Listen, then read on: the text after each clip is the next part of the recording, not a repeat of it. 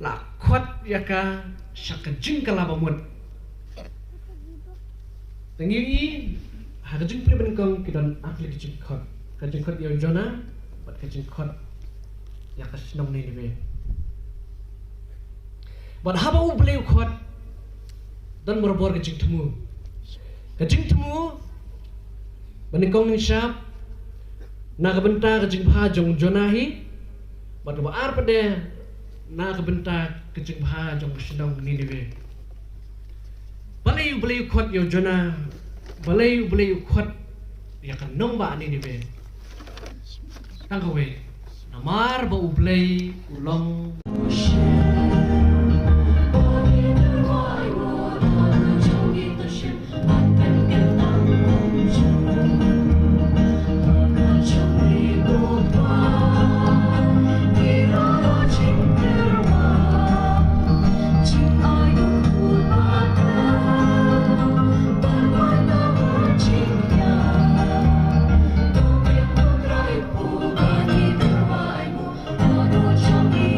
Shit.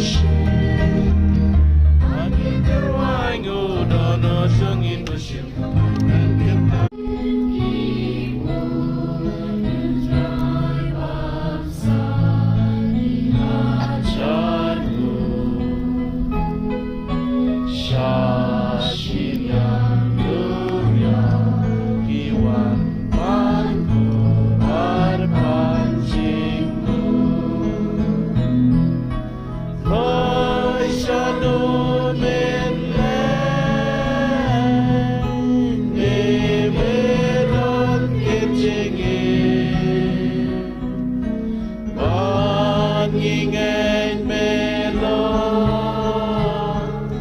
Kristu kunung le Mosesu ngutrai bahai sinsanane Ei mengajak bahai Shishanamne Noi shalongele Me medan ktinjinge Bangingeng melon Bisa butalang akan dikijuruai Kumle ko pa Jom tra jogi Yesus Kristus